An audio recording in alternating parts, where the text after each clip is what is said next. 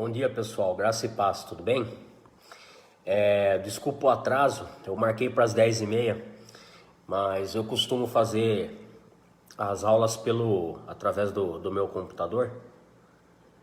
E quem usa o computador aí deve saber o formato, né? As telas do Facebook mudaram um pouco. Na verdade mudou bastante coisa. E muitas coisas ficaram muito melhores e outras coisas ficaram um lixo. E quem disse que eu consigo encontrar lá a tela para fazer vídeo ao vivo? Então eles conseguiram nesse aspecto piorar o Facebook, né? Então eu estou fazendo a aula hoje através do meu celular, né? Mas não tem problema não. O importante é a gente fazer a aula. Então não vou me demorar muito porque a gente já está atrasado. A gente vai fazer uma aula bem rapidinha, né? E vamos dar continuidade no nosso tema lá em confiar em quem, né? Então a gente vai dar início, né? Abrindo nossas Bíblias para ler o tema base. E o tema base está lá em Provérbios, capítulo 3, de 1 a 22. Vamos abrir lá, Provérbios 3, de 1 a 12, perdão. Então, vamos lá. Abrir nossas Bíblias em Provérbios 3, a partir do verso 1 até o verso 12. Então, eu vou ler aqui. Filho meu, não te esqueças dos meus ensinos, e o teu coração guarde os meus mandamentos, porque eles aumentarão os seus dias e te acrescentarão anos de vida e paz. Não te desamparem a benignidade e a fidelidade, ata-as ao pescoço, escreve-as na tábua do teu coração e acharás graça, e boa compreensão diante de Deus e dos homens. Aqui a parte importante, tema da nossa aula. Confia no Senhor de todo o teu coração e não te estribes no teu próprio entendimento. Reconhece-o em todos os seus caminhos, ele endireitará as suas veredas. Não seja sábio aos teus próprios olhos, teme ao Senhor e aparta-te do mal. Será isto saúde para o teu corpo, refrigério para os teus ossos. Honra o Senhor com os teus bens e com as primícias da tua renda. E se encherão fartamente seus celeiros e transbordarão de vinho seus lagares. Filho meu, não rejeites a disciplina do Senhor, nem te enfades de sua repreensão, porque o Senhor repreende a quem ama, assim como o pai ao filho a quem quer bem. Bom, então na aula de domingo passado, né, nós falamos, né, sobre em quem nós devemos colocar nossa confiança. A Bíblia é bem clara que nós devemos colocar nossa confiança, né, em Deus e não nos homens, né? E a gente dividiu o tema dessa aula em 3 partes. A parte 1 foi a do domingo anterior, que a gente tomou a aula toda falando sobre o número 1, confie na pessoa certa, no caso aí em Deus. E hoje a gente vai falar sobre os 2 últimos tópicos, que é permita que a confiança abençoe sua vida e mostre evidências da sua confiança. Então a gente vai começar por aí, né?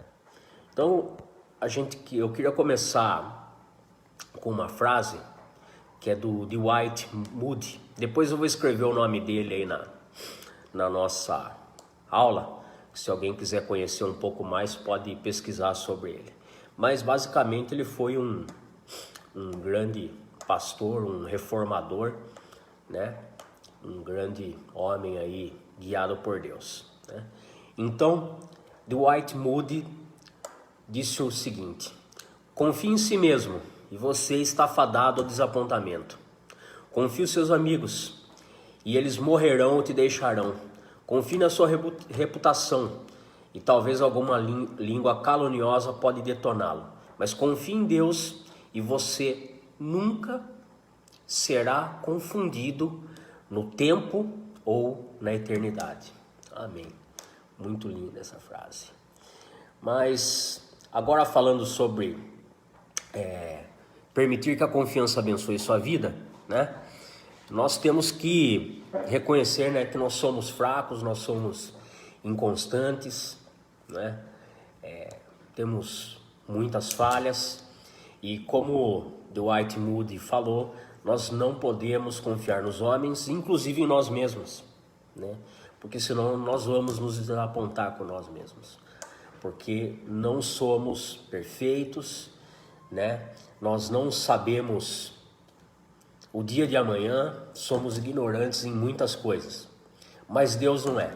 E é sobre essa ignorância, é sobre esse saber do dia de amanhã, do futuro, que eu quero falar um pouquinho, né? Então quero falar de um dos atributos de Deus, que é a onisciência. Deus é onisciente. O que significa onisciente? Deus sabe de todas as coisas.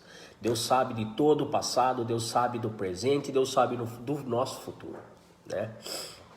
Então, uma das maneiras de que sejamos abençoados, né, através da confiança em Deus, é justamente o fato de Ele ser onisciente e nós não, né?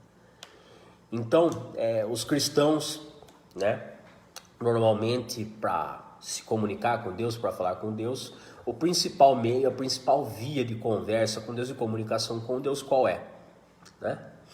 É justamente a oração, né? Então, através da oração, nós agradecemos, nós lamentamos, com o tempo de oração nós se fazemos íntimos de Deus, né? E também nós usamos a oração para pedir, né? Para fazer pedidos, né? E o que nós pedimos em nossas orações? Pedimos saúde, pedimos paz, pedimos orientação, sabedoria, dinheiro, bens, milagres, etc., né? Então, mas um ponto será que nós sabemos, realmente sabemos como nós devemos pedir? Será que nós confiamos ou devemos confiar nas nossas orações, nos nossos pedidos? Nas nossas orações nós devemos confiar porque Deus as ouve, mas devemos confiar naquilo que nós pedimos? Nós sabemos realmente o que pedir a Deus? Será? Creio que não. Então quero provar para vocês que nós não sabemos. Vamos abrir a Bíblia nossa lá, em Romanos 8:26. Vamos lá, Romanos, capítulo 8, verso 26. Está escrito assim: também o Espírito semelhantemente nos assiste em nossa fraqueza, porque não sabemos orar como convém, mas o mesmo Espírito intercede por nós sobremaneira, com gemidos inexprimíveis. Então, aqui no livro de Romanos, no livro de Paulo aos Romanos, Paulo deixa muito bem claro, tendo sido inspirado pelo Espírito Santo a escrever essas palavras, que nós não sabemos orar, nós não sabemos pedir, né? E uma frase também de todo mundo aqui cristão deve conhecer o C.S. Lewis, um grande pregador, um grande cristão, né? Professor universitário, escritor, crítico literário, teólogo, enfim, um grande homem de Deus. Ele disse uma vez a seguinte frase: se Deus tivesse me concedido todas as orações tolas que eu fiz na minha vida, onde eu estaria agora?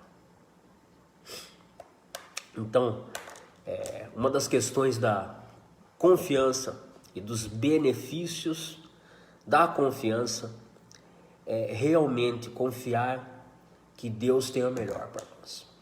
Então, quando nós oramos, de repente pedindo lá um novo emprego e não recebemos, né? Pedindo uma cura e não recebemos, ou ela se prolonga, ou a doença se prolonga sobremaneira, né? Quando a gente quer fazer aquele curso de faculdade e a gente não consegue, né? Qualquer aspecto da nossa vida que nós pedimos a Deus, mas Ele não nos concede, ou nos concede de maneira que nós achamos tardia, tenha certeza, irmão, Ele sabe o que faz.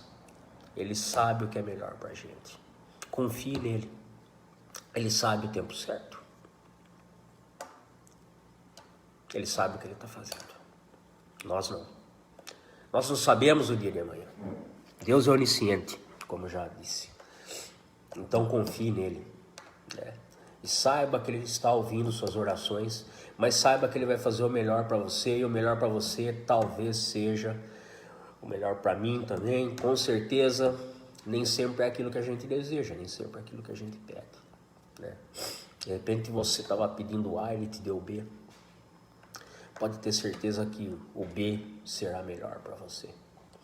Mas eu queria falar um pouco aqui sobre como pedir, então. Se a gente não sabe o que pedir, como que a gente deve pedir, então? Eu queria que vocês abrissem suas Bíblias lá em 1 João 5,14. Primeira carta de João, capítulo 5, verso 14.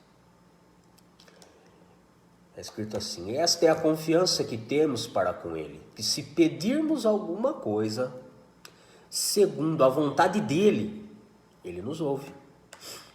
Então, como eu posso orar sabendo que Deus vai fazer? Quando eu peço algo que é a vontade dele, né? Então, se eu peço, né, saúde lá para o meu irmão, né? Se eu peço saúde para minha mãe lá, um feliz dia das mães para ela, daqui a pouco eu tô chegando lá.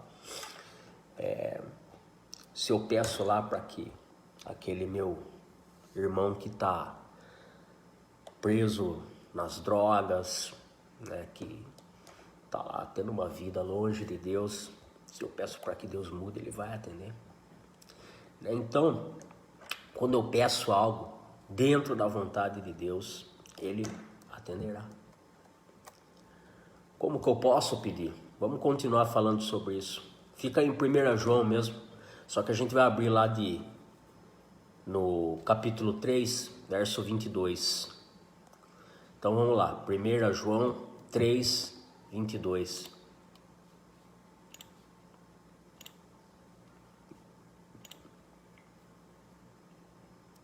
Está escrito assim: e aquilo que pedimos dele recebemos, porque guardamos os seus mandamentos e fazemos diante dele o que é agradável. Outra forma de você saber que você será atendido em suas orações, né? Está escrito aqui: porque guardamos os seus mandamentos. Então você quer ser atendido nas suas orações? Guarde os mandamentos de Deus, né? E quais são os mandamentos? Né? Uma vez os discípulos perguntaram: mestre, né, qual é o grande mandamento? E Jesus respondeu da seguinte forma, né? Olha, o mandamento, resumindo toda a Bíblia, Jesus resumo em 2 mandamentos, que é o verso 23, né, que a gente acabou de ler. Ora, o seu mandamento é este: que creiamos em o nome do seu Filho, Jesus Cristo, e nos amemos uns aos outros. Então, Jesus falou o seguinte, eu resumo a Bíblia, discípulos meus, da seguinte forma: ama ao teu Deus de todo o teu entendimento, de todo o seu coração, de toda a sua alma. Então, primeiro e maior mandamento, amar a Deus sobre todas as coisas. E segundo maior mandamento, que Jesus fala, é semelhante ao primeiro: ame ao teu próximo como a ti mesmo. Então, como que eu sei que minha oração será atendida? Guardando os mandamentos de Deus. É o que está escrito na Bíblia, né? Como eu também devo saber que eu serei atendido, né? Aliás, falamos aqui, né? Perdão, me perdi um pouco, né? Para que eu seja atendido, né, eu devo pedir segundo a vontade de Deus e devo cumprir os mandamentos de Deus, né? Agora, como eu não serei atendido quando Deus não atende, né? Deus não atende quando a gente pede errado, né? Então, vamos lá em Tiago 4:3. Tiago 4:3. Tiago 4:3 diz assim: pedis e não recebeis, porque pedis mal, para esbanjardes em vossos prazeres, né? Então, aqui a Bíblia está nos dizendo que nós não sabemos pedir. Como Romanos também disse que nós não sabemos pedir, né? A gente pede só para a gente, né? A gente está muito preocupado com a gente e pouco preocupado com o próximo e menos preocupado ainda com Deus, né? Se a gente colocar em prática esses 2 mandamentos que resumem toda a Bíblia, amar a Deus sobre todas as coisas e ao teu próximo como a ti mesmo, nós seremos perfeitos, né? Mas nós não somos. Então, se você não está recebendo aquilo que pediu, né? Deus é o dono do tempo em primeiro lugar. Ele sabe o dia de amanhã, Ele é onisciente. Mas também talvez você está pedindo mal, né? Qual a oração que talvez Deus não te ouça? Ah, Senhor Deus, por favor, me dá aquela BMW que eu estou precisando. Não, irmão, você não está precisando de BMW, né? Um Fusca também te leva onde você precisa ir, né? Pode ser que Deus dê a BMW porque Ele te ama, porque Ele quer ver você feliz. Pode ser que não, entendeu? Agora, qual a oração que Deus vai ouvir? Porque você não está pedindo mal.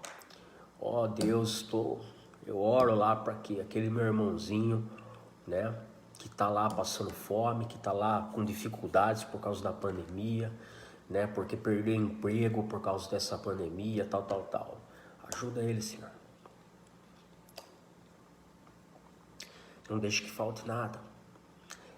Essa oração, sem dúvida, foi bem recebida.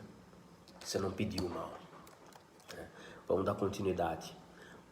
Quando Ele não atende, né? Ele não atende aqueles que são pecadores. Quando eu digo aqui são pecadores, é que estão afastados de Deus, né? Não significa que você não cometa mais pecados, porque isso é impossível, a gente cai, né? Nós podemos errar, podemos cometer pecados a qualquer momento, né? Então não é sobre esses pecadores, mas aquele que não reconheceu Jesus como seu único e suficiente Salvador e vive uma vida afastada de Deus. Esses são os pecadores mencionados. Então vamos abrir nossa Bíblia lá em João 9:31 para dar uma olhada nisso. Livro de João, capítulo 9, verso 31. Diz assim: sabemos que Deus não atende a pecadores, mas pelo contrário, se alguém teme a Deus e pratica a sua vontade, a este atende, né? Então, uma maneira de ser atendido pelas orações, né, é temer a Deus, ou seja, respeitar a Deus, ter referência a Deus, né, reverência, aliás, a Deus, né, praticar a vontade dele, né? E uma forma de não ser atendido, né, é não reverenciar a Deus, não ser de Deus, não reconhecer, né, que a única salvação, o único caminho para a salvação é através de Jesus. Então, dessa forma, né, orações não são atendidas. Então, né, para resumir o que eu falei até o momento, né, Deus é onisciente, devemos colocar a nossa confiança nele, porque ele sabe o dia de amanhã, né, e que muitas vezes, mesmo que façamos pedidos aí de oração, que é o nosso meio de comunicação com Deus, nem sempre Deus atenderá, porque Ele sabe o que é melhor para nós. E às vezes aquilo que nós estamos pedindo, Deus que já está vendo lá o futuro, sabe que o que talvez nós tenhamos pedido vai nos levar para um caminho sem volta, um caminho longe dele, né? Então, um dos benefícios de confiar em Deus, né, é a onisciência de Deus. Devemos confiar nessa onisciência. O que mais tem de bênçãos para aqueles que confiam em Deus? Proteção, refúgio. Vamos abrir nossos livros lá em Naum, livro de Naum, um livro pouco conhecido da Bíblia, né? Está lá mais para o final do Antigo Testamento. Está ali depois do livro de Miqueias, antes do livro de Abacuque. Naum, livro de Naum, capítulo 1, verso 7. Naum, capítulo 1, verso 7. O Senhor é bom, é fortaleza no dia de angústia, e conhece os que nele se refugiam. Confiar em Deus é saber que Ele está conosco e podemos se refugiar nele, é ser protegidos por Ele nos dias difíceis, nos dias de angústia, né? Mais bênçãos para quem confia em Deus, felicidade. Salmos 84, 12. Vamos lá. Livro de Salmos 84, verso 12. E a Bíblia aqui travou. Vamos de novo. Salmos 84, 12. Ó Senhor dos exércitos, feliz o homem em que confia em ti. Feliz o homem em quem confia em Deus. Mais bênçãos para aquele que confia em Deus. Livramento. Salmos 22, 4. Salmos 22, 4. Nossos pais confiaram em ti. Confiaram e o Senhor os livrou. Muito bacana. Providência. Salmos 37, 5. Salmos 37, 5. Agrada-te do Senhor, e Ele satisfará os desejos do teu coração. Entrega o teu caminho ao Senhor, confia nele, e Ele fará. Então, irmãos, a gente pode falar, né? Podia ficar o dia inteiro aqui falando de bênçãos, né? Para aqueles que confiam no Senhor. E aí a gente termina então aqui esse ponto do permita que a confiança em Deus abençoe sua vida. E vamos para o último ponto. E daqui a pouco a gente já está encerrando a aula. Mostre evidências da sua confiança em Deus. Mostre evidências da sua confiança em Deus, né? Então, aqui eu queria abrir com vocês. Abre ali a sua Bíblia. A gente já leu no comecinho da aula, mas a gente vai ler de novo. Provérbios 3:9. Vamos lá. Livro de Provérbios 3:9. Honra ao Senhor com os teus bens e com as tuas primícias de toda a sua renda. Eu vou ler o 10 também aqui, que é importante. E se encherão fartamente seus celeiros e transbordarão de vinho os teus lagares. Então, né, como que a gente pode mostrar evidências que a gente confia em Deus? Só um minutinho, irmãos, que eu tô meio resfriadinho aqui.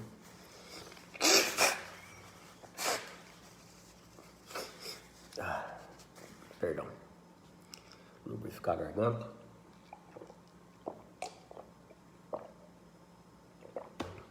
Vamos lá. Então, né, a Bíblia diz aqui que uma das maneiras de mostrar evidências que nós confiamos em Deus é com aquilo que nós temos, né? Então, quando a Bíblia fala honre o Senhor com a sua riqueza, o que significa isso?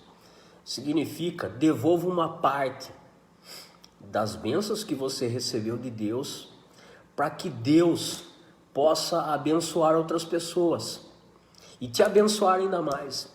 Então, essa parte de dízimos, de ofertas, de doações, é uma parte que nem todo mundo entende, né? A gente ouve muitas pessoas criticando e tal. E eu não ganho, eu não sou pastor, não ganho nada com dízimo. E o meu pastor também não ganha nada com dízimo. Meu pastor tem uma vida bastante complicada do ponto de vista humano, né? Mora num local extremamente simples, tem lá algumas, digamos assim, conheço bem eles, a gente está sempre em contato, tem lá seus desafios financeiros, né? Então a gente não pode se espelhar em quem está fazendo errado, vamos se espelhar em quem está fazendo certo, né? E a Bíblia diz que você, né, deve honrar com as suas riquezas. Eu não me arrependo em nenhum momento de honrar Deus com as minhas riquezas. Vou contar uma breve história aqui. Na verdade, é uma parte da minha história. Vou ser muito breve aqui porque eu quero terminar logo a aula. A gente começou 10h35. Eu quero ver se mais uns 10 minutos a gente termina. Bom, eu morava em Jundiaí uma época, né? E a empresa que eu trabalhava estava passando por um movimento complicado. E aí a gente teve lá uma redução de jornada de trabalho e passamos a ganhar, acho que, sei lá, não lembro, acho que era 25% a menos, algo assim. Bom, eu ganhava muito bem, ganhava muito dinheiro, mas mesmo assim não sabia como gastar o dinheiro. Então todo o dinheiro que eu ganhava eu gastava. E aí quando veio isso, né, eu não estava preparado, ficar com 25% a menos do salário me quebrou, né? Comecei a contrair dívidas, Bom, passou um tempinho, eu tava devendo uns 60 mil mais ou menos. Tava longe de Deus, né? Aí até que um dia a minha esposa falou, olha, eu tava orando e tal, e Deus quer que a gente volte, e Deus quer que a gente também volte a dar o dízimo. E daí assim, tô devendo 60 mil, né? Devendo a bancos, tal, juros de banco todo mundo conhece. Falei, ainda vou dar o dízimo. Mas eu falei, não, vamos fazer aquilo que Deus está pedindo. E posso te dizer que foi uma das melhores coisas da minha vida. Bom, pode parecer conto de fadas, mas não é, né? Se alguém me conhece sabe que eu não falaria mentira sobre isso, né? E também quem mora perto de mim aqui, se quiser me visitar aqui, pode me chamar aqui que a gente marca uma visita. Posso provar para você que o que eu estou dizendo é verdade. Bom, irmãos, em menos de um ano tinha pago a dívida de 60 mil, dando dízimo e dando oferta ainda, né? Tinha pago a dívida de 60 mil em menos de um ano, tinha um apartamento de aproximadamente 450 mil na época. Acho que estava devendo uns 80 mil, eles faltavam uns 80 mil para quitar. O apartamento foi quitado em coisa de um ano e meio, né?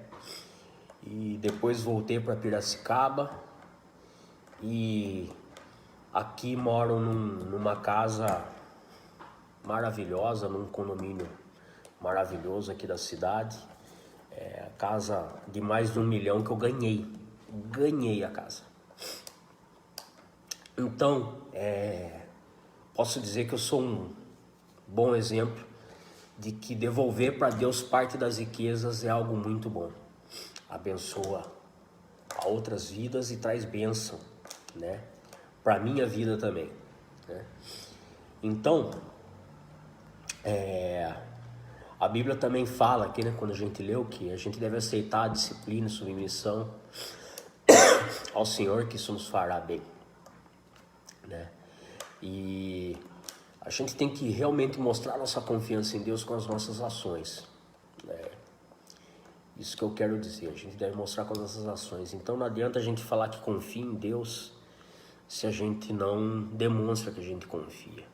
E uma das partes muito sensíveis, muito difíceis para cada ser humano, para cada homem, para cada mulher é o bolso, né? Então assim, uma das coisas que nós humanos mais valorizamos, qual é? É o bolso, é o dinheiro.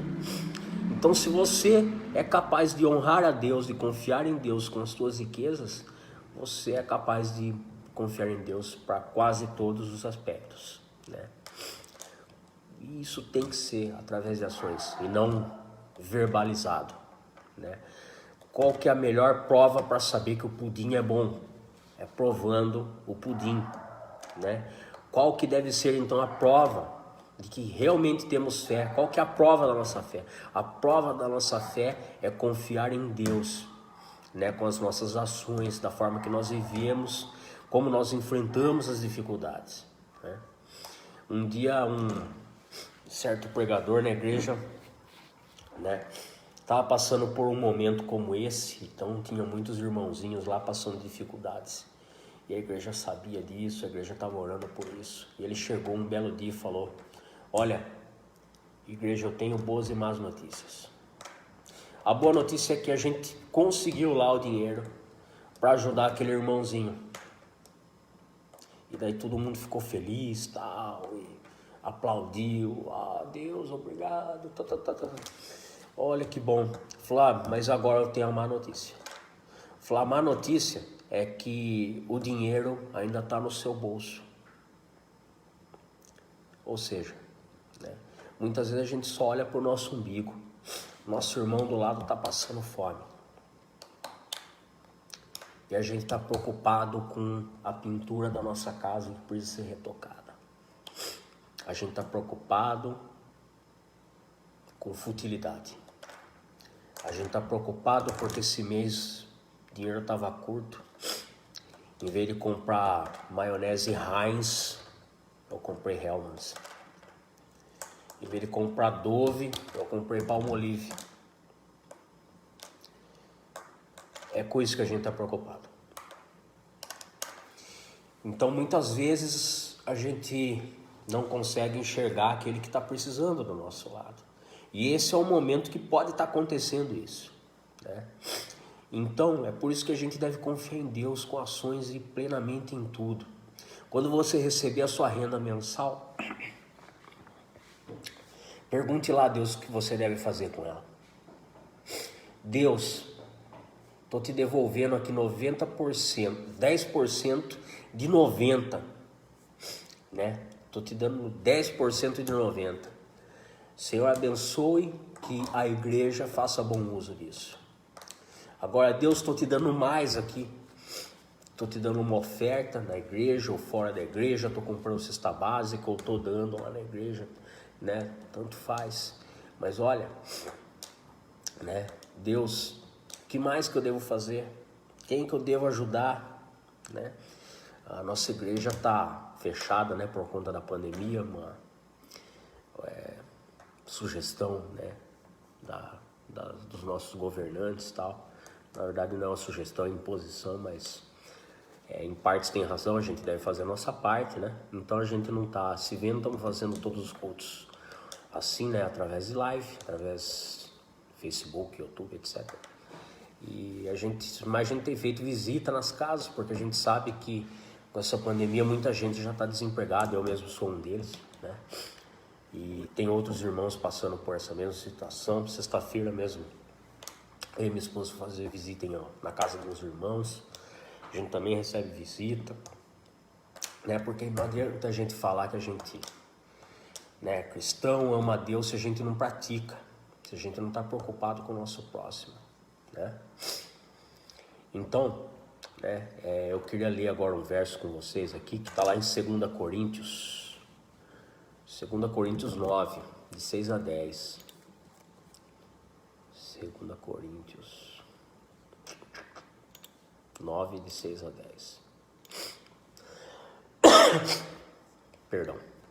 Diz assim: isto afirma, aquele que semeia pouco, pouco também ceifará.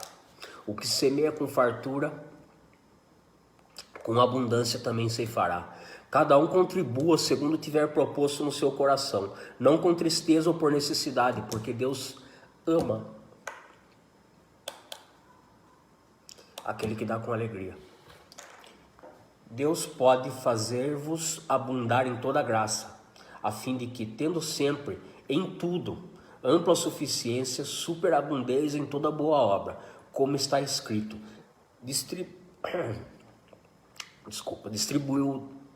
como está escrito, distribuiu, deu aos pobres, a sua justiça permanece para sempre.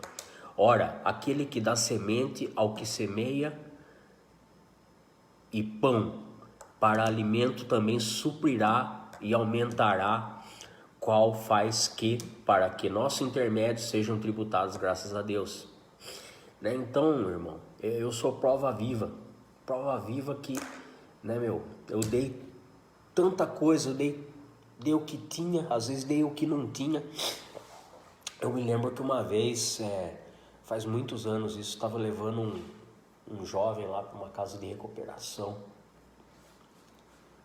lá em São Paulo, acho.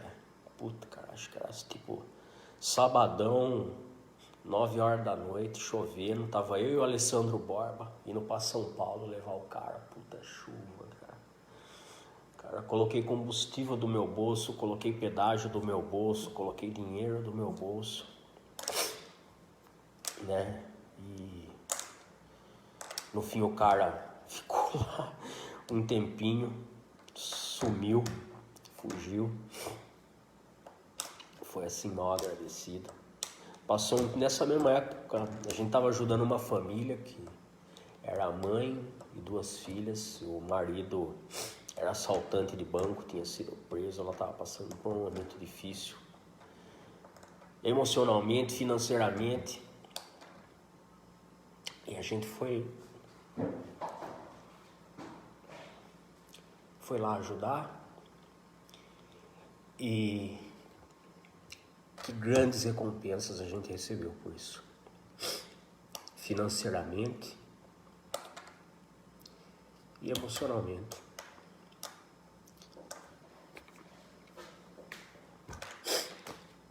Perdão.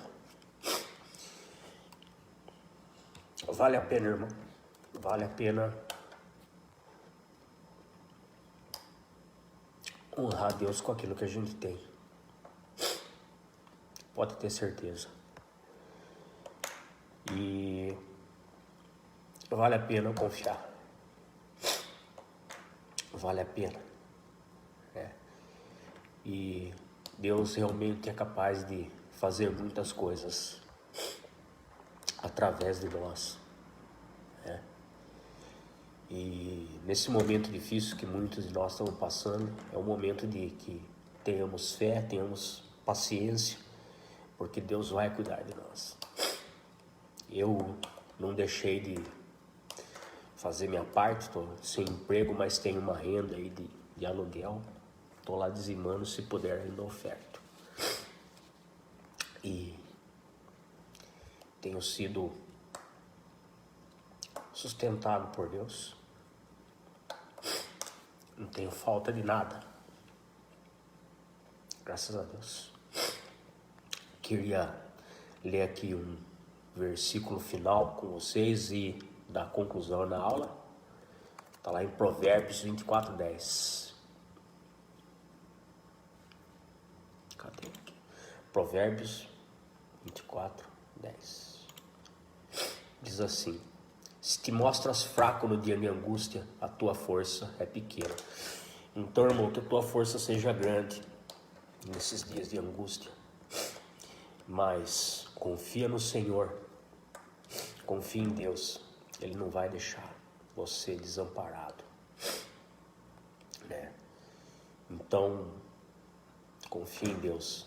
Eu queria terminar aqui com uma frase de uma cristã holandesa, sobrevivente do Holocausto nazista, que ajudou muitos judeus, né, a escaparem dos horrores nazistas na Segunda Guerra Mundial. O nome dela é Corrie ten Boom.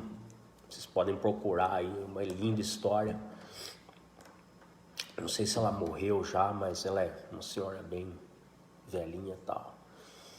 E ela disse assim: nunca